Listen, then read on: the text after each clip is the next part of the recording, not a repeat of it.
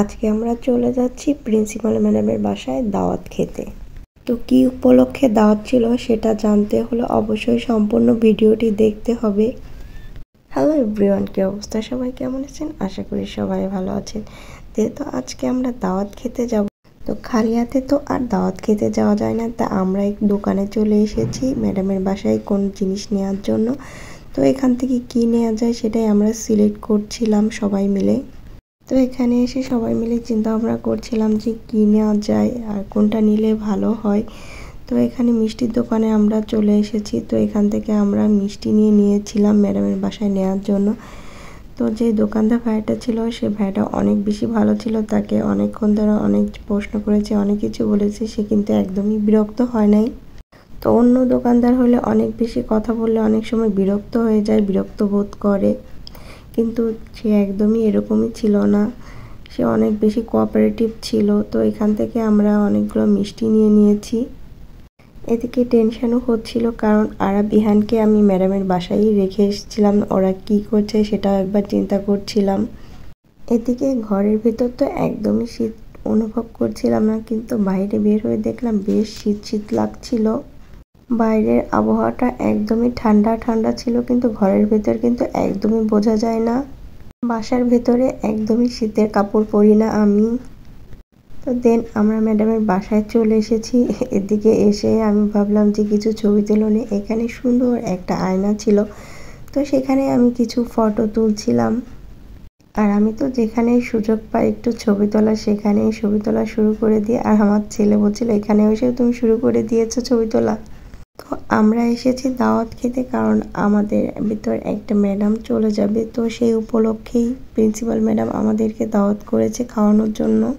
তো ম্যাডামের বাসাটা ঘুরে ঘুরে দেখছিলাম। ম্যাডাম বাসাটাকে অনেক সুন্দর করে ডেকোরেশন করেছে, একদম মনের মতো করে করেছে। এদিকে উপরে লাইটিং করা ছিল, ওয়াশরুমটা অনেক সুন্দর করে ডেকোরেশন করা ছিল। আর বেলকনিটা আমার কাছে অনেক বেশি ভালো লেগেছিল, একদম খোলামেলা বেলকনি ছিল। আর ম্যাডাম অনেক কিছু রান্না করেছে। এদিকে অনেক রকম ভর্তার আইটেম ছিল, বেগুন ভর্তা, ধনিয়া পাতা ভর্তা, শুটকি ভর্তা, এদিকে ডিম, রোস্ট, পোলাও, সব কিছু অ্যারেঞ্জ করেছিল।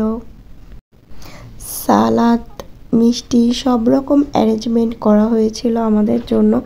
তো এখানে সবগুলো খাবার এত বেশি মজা ছিল, আর ভর্তার আইটেমগুলো এত মজা ছিল, কিন্তু অনেক বেশি ঝাল ছিল।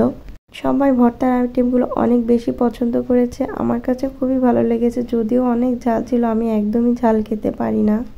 তারপরও এত বেশি ভালো লেগেছিল যে না খেয়ে আর থাকতে পারলাম না। আসলে এত লোভনীয় খাবার না খেয়ে কি পারা যায় বলেন? আপনারা কি বলেন? ম্যাডাম তো একদম খাবার টেবিল ভর্তি করে খাবার রেডি করে রেখেছে। এদিকে জয়া শুয়ে আছে, বাচ্চারাও খেলাধুলা করছিল। আজকে যেহেতু আমরা দাওয়াত খেতে চলে এসেছি, এদিকে আনিশার আজকে বার্থডে ছিল, তো আজকে একসাথে বার্থডেও পালন করা হয়ে যাবে। তো এই যে বার্থডে গার্ল বসে আছে রেডি হয়ে, সে এখন কেক কাটবে। তো সবাই মিলে এখন ছবি তুলছিল কেক নিয়ে। আর আরাব তো কেকের উপর একটা বাটারফ্লাই ছিল, সে তার ওইদিকেই নজর ছিল যে কখন এই বাটারফ্লাইটাই নিবে। এদিকে সবাই কেকের সাথে সুন্দর করে ছবি তুলছিল। তো ম্যাডাম দেখিয়ে দিচ্ছিল যে কিভাবে ছবি তুলতে হবে। দেন সবাই মিলে একসাথে কেক কাটছিল। সবাই অনেক বেশি খুশি ছিল, অনেক আনন্দ করছিল, অনেক মজা করছিল। কিন্তু কেক কাটার পরে, কেক খাওয়ার পরে সবার মুখের অবস্থা একদমই খারাপ হয়ে গিয়েছিল। সবার মুখে তো কেকের ক্রিম লাগেছিল। আরাবের অবস্থা দেখেন, তার একদম পুরো মুখ ক্রিমে ভর্তি ছিল। তো সবার মুখের অবস্থা একদমই খারাপ হয়ে গিয়েছে। তো এদিকে কেক খাওয়ার পর আরবকে 7 আপ এনে দিয়েছিলাম, তারপরে ইহানকেও 7 আপ দিয়েছিলাম। তো খাওয়া দাওয়া শেষ করতে অনেক রাত হয়ে গিয়েছিল। তো এখন বাসায় যেতে হবে, অনেক ক্লান্ত লাগছে। তো এদিকে ম্যাডাম অন্য ম্যাডামের হাতে গিফট তুলে দিচ্ছিল। তো আজকে এই পর্যন্ত সবাই